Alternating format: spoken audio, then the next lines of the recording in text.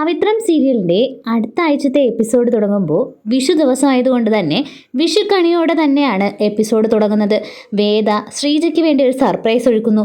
മകളെ വീട്ടിൽ നിന്ന് കൂട്ടിക്കൊണ്ട് വന്നിട്ട് കൃഷ്ണന്റെ വേഷം ഒരുക്കി രാവിലെ തന്നെ കണി കാണിച്ചുകൊണ്ടാണ് ശ്രീജയെ വേദ സന്തോഷിപ്പിക്കുന്നത്.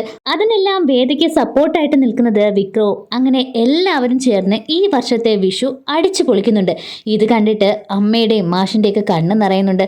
അങ്ങനെ വിഷുവിൻ്റെ ഇടയ്ക്കും നന്ദിനി ഓരോ പ്രശ്നങ്ങൾ ഉണ്ടാക്കുന്നു. വേദ അതിനെല്ലാം മറുപടി കൊടുക്കുന്നുണ്ട്.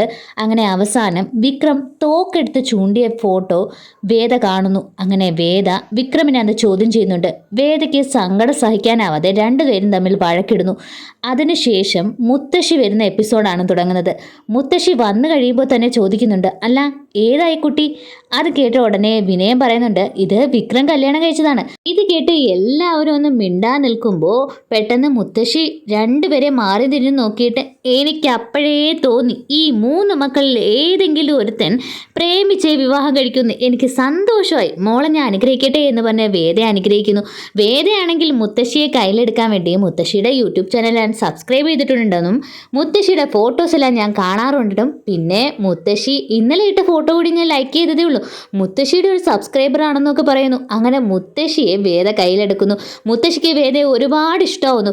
മുത്തശ്ശി കുളിച്ചൊരുങ്ങി വന്നിട്ട് ചോദിക്കുക, അല്ല നീ എന്ത് കണ്ടിട്ടാ ഇവനെ കല്യാണം കഴിച്ചത്? എന്ത് കണ്ടിട്ടാ ഇവനെ ഇഷ്ടപ്പെട്ടത്? വേദ വിക്രമിനെ ഇഷ്ടമാണെന്നുള്ള രീതിയിലൊക്കെ ഓരോ മറുപടിയും കൊടുക്കുന്നുണ്ട്.